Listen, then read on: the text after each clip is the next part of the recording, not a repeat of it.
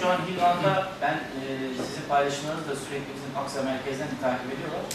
Hilvan'da şu an ciddi anlamda gündem doğalgaz gibi görünüyor. Evet. Biz de zaten bizim açımızdan da şöyle avantajlı oluyor başkanım. Mesela istasyon işi normalde bu kadar kısa sürede başlamaz. Bizim ekipler başladı orada. Evet. Aslında sizin bu gündem yapmanız bu konuyu bizim elimizi güçlendiriyor.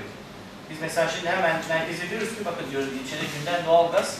Burada hemen inşaata başlayalım. İstasyondaki inşaat işimiz de başladı. Biz şimdi şöyle rahatız. Biz şu an aslında şunu yapmamızın, ilk etapta yapmamızın esprisi şu.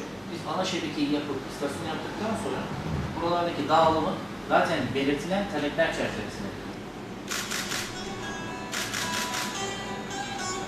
Bugün Hilvan ilçemizde, Hilvan Belediye Başkanlığımızın makamında hem mahalle muhtarlarımız, hem fen işleri yetkililerimiz, hem de değerli başkanımızla birlikte Hilvan'daki yatırımları tekrar bir gözden geçirmeyi düşündük.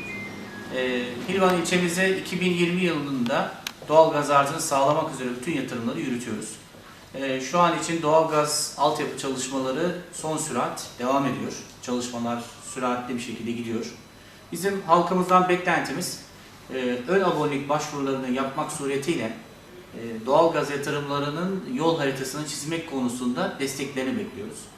Zira ön abonelik yapılan binalardan abonelik işlemleriyle ilgili sürece çok kısa bir süre içerisinde başlayacağız.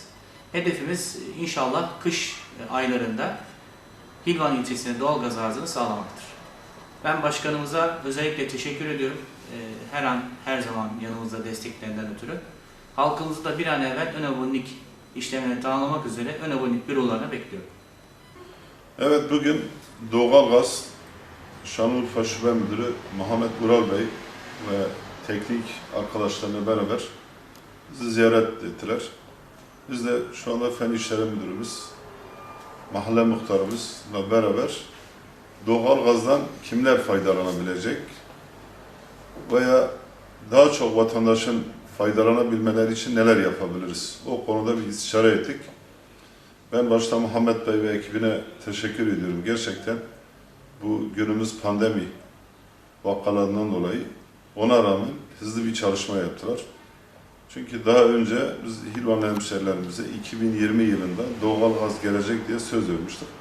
Allah'a şükürler olsun bu kadar olumsuzluklara rağmen sözümüz yerine geliyor.